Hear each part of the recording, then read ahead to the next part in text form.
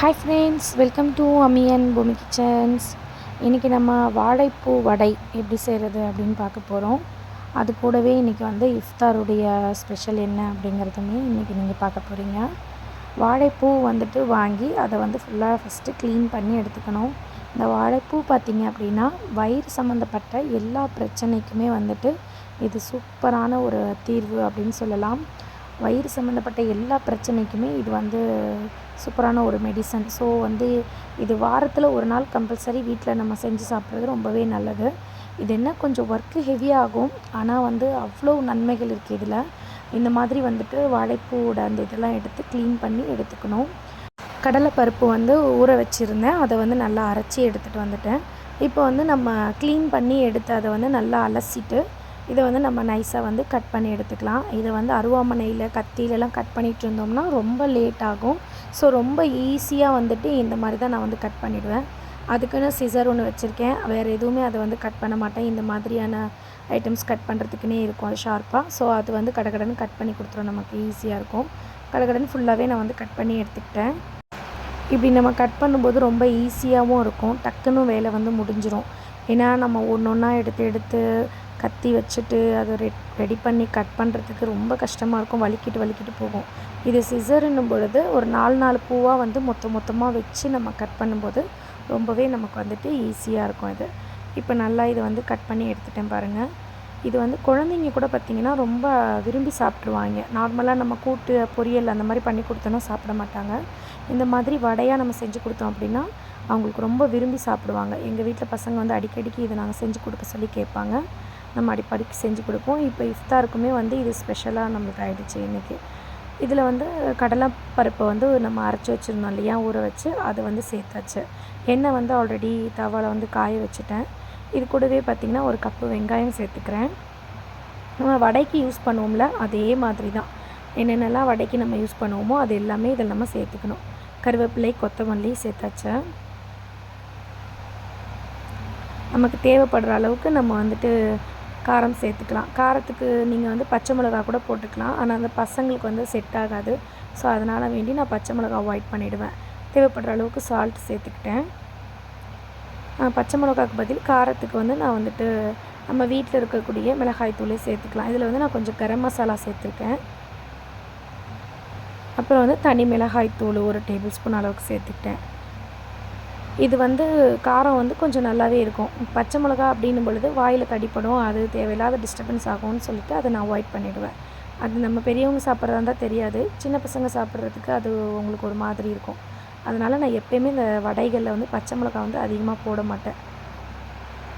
இப்போ இது எல்லாத்தையும் சேர்த்து நம்ம நல்லா மிக்ஸ் பண்ணிக்கலாம். வடைக்கு நம்ம மாவு எப்படி நம்ம பிணைவோமோ அந்த மாதிரி நல்லா கொஞ்சம் பிணைஞ்சு எடுத்துடலாம். இது ஃபுல்லாக நம்ம பிணைஞ்சிட்ட பிறகு சூடான அந்த எண்ணெயில் போட்டு பொரித்து எடுக்க போகிறோம். இப்போ இதில் நம்ம தேவைப்படுற அளவுக்கு கொஞ்சம் கார்ன் மாவு சேர்த்துக்கலாம். கார்ன் மாவு எதுக்காக போடுறோன்னா அந்த வடைக்கு கொஞ்சம் கிறிஸ்பியாக இருக்கும் சாப்பிடும் பொழுது, அதுக்காக வேண்டி.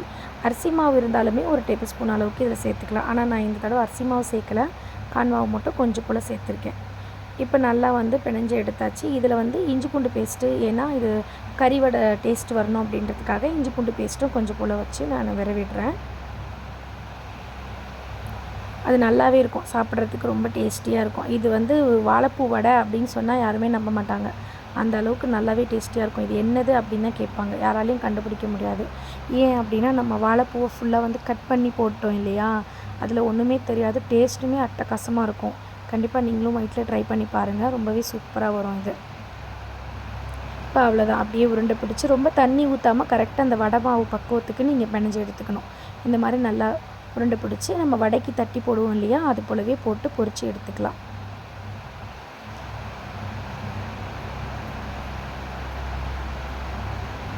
இப்போ எண்ணெய் நல்லா காஞ்சிருச்சு, இதில் நான் போட்டு இப்போ பொரிக்க போகிறேன். இப்போ இந்த எண்ணெய் பார்த்திங்கன்னா நம்ம ப்ராசஸ் பண்ணுறதுக்கு முன்னாடியே நான் போட்டுட்டேன் அடுப்பில். நீங்கள் அப்போ தான் போடுறீங்க அப்படின்னா கொஞ்சம் லேட் ஆகும். அதுக்குள்ளே வெங்காயம் போட்டிருக்கிறதால மாவு கொஞ்சம் தண்ணி விட்ட மாதிரி ஆகிடும். அதனால் நீங்கள் என்ன பண்ணுறீங்க, ஸ்டார்ட் பண்ணும் பொழுதே இந்த எண்ணெயை நீங்கள் அடுப்பில் போட்டுடணும். அப்போ தான் அது கரெக்டாக அது ஹீட் ஆகிறதுக்கும் நீங்கள் இந்த ஒர்க்கெல்லாம் முடிக்கிறதுக்குமே கரெக்டாகவே இருக்கும். ஸோ இதெல்லாம் வந்து ஆல்ரெடி அனுபவம் பட்டிருக்கேன், அதனால் வேண்டி தான் நான் வீடியோலேயே வந்து சொல்லிடுறேன். இப்போ வடைகள் எல்லாத்தையும் நான் வந்துட்டு போட்டுட்ருக்கேன். சூப்பராக வந்து பொரிஞ்சு வரும் இது. இது குழந்தைங்களுக்கு ரொம்ப பிடிக்கும். வீடே வந்து மணக்கும். அந்த வாழைப்பூனுடைய வாசத்தோடு சேர்ந்து அந்த கரம் மசாலா, இஞ்சி பூண்டு பேஸ்ட்டெல்லாம் போட்டிருக்கோம் இல்லையா, ரொம்பவே நல்லாயிருக்கும். கறி வடையோட வாசனை வந்துடும் உங்களுக்கு. ரொம்ப சூப்பராக இருக்கும் டேஸ்டியாக. நம்ம இந்த ஒரு வாழைப்பூ எடுத்தோம் அப்படின்னா கிட்டத்தட்ட நீங்கள் நிறைய வடை போடலாம். அதில் பாதி கூட்டு பண்ணிவிட்டு பாதி வடைக்கு நான் எடுத்துக்கிடுவேன். எப்போயுமே அப்படி தான். ஃபுல்லாக வாங்கிட்டேன்னா அதை வந்து ஃபுல்லாகவே வந்து கூட்டுலாம் பண்ணிட மாட்டேன். பாதி கூட்டுக்கு எடுத்துக்கிடுவேன். ரசம், சாம்பார் அந்த மாதிரி தொட்டுக்க வச்சுக்கிடுவேன். மற்றதை வந்துட்டு இந்த மாதிரி வடை போட்டு கொடுத்துருவேன். வாழைப்பூ வாங்கினாலே வாழைப்பூ வடை தானேம்மா அப்படி கேட்பாங்க. அந்த அளவுக்கு வாழைப்பூ வந்துட்டு ஃபேமஸான ஒரு இது நம்ம வீட்டில். ரொம்பவே நல்லா டேஸ்டியாக ஹெல்த்தியாகவும் இருக்கும் இது. இது வந்து கர்ப்பப்பை சம்மந்தப்பட்ட பிரச்சனைகளுக்கெல்லாம் வந்து ரொம்ப வந்து நல்லது. இது டாக்டரே வந்து சொல்லக்கூடியது தான். நமக்கு வயிற்றில் இருக்கக்கூடிய கல் இது எல்லாமே வந்து சூப்பராக வந்து இது பண்ணி கொடுத்துரும். அது வந்து வாரத்தில் ஒரு நாள் சாப்பிட்டாலே வயிறு சம்மந்தப்பட்ட பிரச்சனை எதுவுமே வராது. ரொம்பவே சூப்பராக இருக்கும். இதுக்காக தேவையில்லாத டேப்லெட்ஸ் அது இதுன்னு எடுத்துக்கிறதுக்கு இது மாதிரி நம்ம வந்துட்டு வீட்டில் செஞ்சு சாப்பிட்டோம்னா ரொம்பவே நல்லாயிருக்கும். கூட்டு கூட செஞ்சு சாப்பிடலாம். குழந்தைங்கள பொறுத்த வரைக்கும் இந்த மாதிரி கிறிஸ்பியாக செஞ்சு கொடுத்தோம் அப்படின்னா அவங்களுக்கு வந்து பிடிக்கும், சாப்பிட பிடிக்கும். ஸோ அதனால் குழந்தைங்களுக்கு வடையாக நம்ம செஞ்சு கொடுக்குறது. பெரியவங்க சாப்பிட்றதா இருந்தால் கூட்டு மாதிரி கூட செஞ்சு சாப்பிட்டுக்கலாம். சாதத்தில் போட்டு பிழிஞ்சு சாப்பிட்டோம்னா ரொம்பவே டேஸ்டியாக இருக்கும்.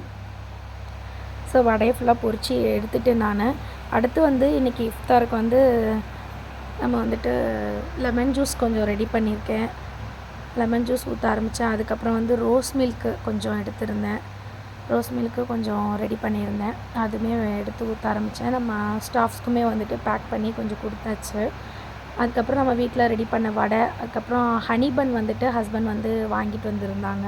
ஸோ அதையுமே எடுத்து வச்சுட்டு இருந்தோம். இஃப்தார் டைமிங்கும் வந்துருச்சு.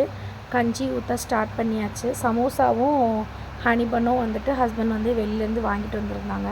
ஸோ அதையே வச்சு இன்றைக்கி இஃப்தார் வந்து அல்ஹம்துலில்லாஹ் சூப்பராக வந்து நாங்கள் வந்து முடிச்சிட்டோம்.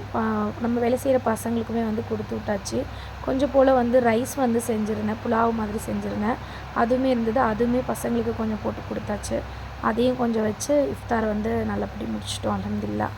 இதே போல் இருக்கக்கூடிய எல்லா இஃப்தாரையுமே நல்லபடி முடிக்கணும். எல்லா சகரையுமே நல்லபடி முடிக்கணும். இன்ஷா அல்லாஹ் நோய் நொடி இல்லாத ஒரு வாழ்க்கையை வந்து இறைவன் கொடுக்கணும்.